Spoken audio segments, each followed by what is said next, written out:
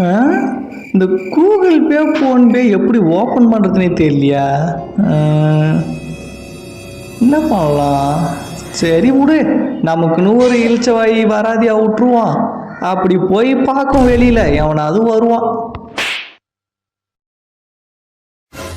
என்ன இந்த சைடு யாரையும் காணோம். சரி இந்த சைடு பார்க்கும். ஹை ஜெகனே, இங்க வாடா சேத்தா. என்னது என்னதா பா சேத்த வந்துட்டு போடாங்க வாடா. இவர் பெரிய மைசூர் மகாராஜா இவர் கூட்ட நான் வரணும். அப்பா ஒரு நிமிஷம் வந்துட்டு போடாயப்பா, ஒரு சின்ன வேலை. சரி இரு வரேன். பா இது என்னடா அம்மா கராகி காட்டு வச்ச. என்னது இந்த கூகுள் பே ஃபோன்பே எப்படி ஓப்பன் பண்ணுறதுன்னு தெரியல. அதுக்கு தாண்டா எப்பா கூட்டேன். அதுக்கு போய் ஓவரா பண்ணுற. சரி கொடு.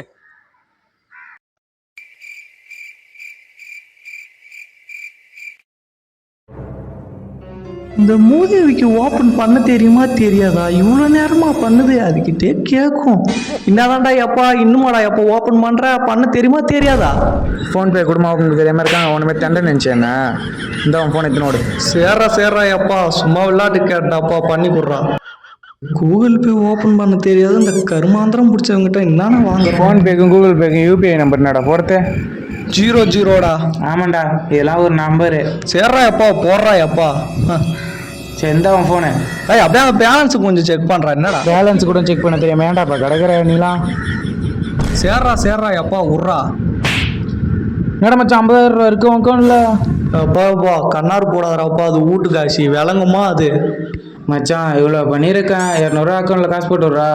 இந்த இது காசா போடா, ஒழுங்கா ஃபோன் கொடுத்துருப்பா.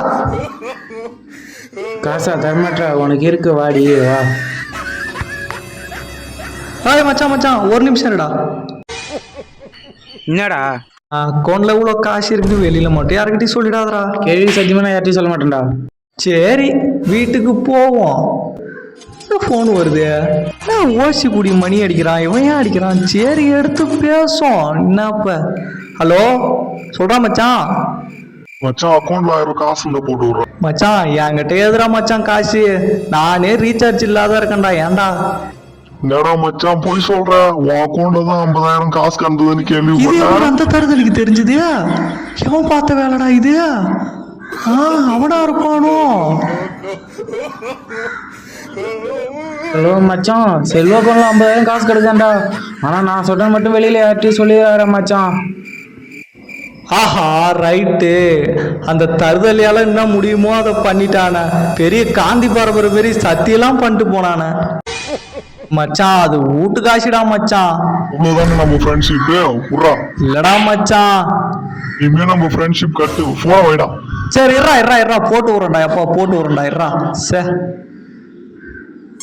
தருதலை பிடிச்சோலாம் போச்சு. என் வீட்டு காசுலாம் போகுது. சரி போட்டம் பாரு மச்சான். சரிடா பாய்டா போயிட்டு வாடா. இனிமே எவனையுமே நம்ப கூடாதுராயாப்பா. என்னடா இது? அப்பவே அந்த நாதாரி 200 ரூபா கேட்டுருந்து. அந்த 200 ரூபாயே கொடுத்துருந்தா அந்த 800 ரூபா போயிருக்குமா? இந்த நாதாரி பார்த்த வேலை இப்போ 800 ரூபா நமக்கு போயிடுச்சு. அப்பவே அந்த 200 ரூபாயை கொடுத்துருக்கலாம். இதுக்கு தான் இந்த மாதிரி விஷயத்தெல்லாம் கற்றுக்காத இருக்கக்கூடாது போல. இதை கற்று வச்சுருந்தா இந்த 1000 ரூபா நமக்கு போயிருக்குமா? எல்லாம் நம்ம தலை விதி.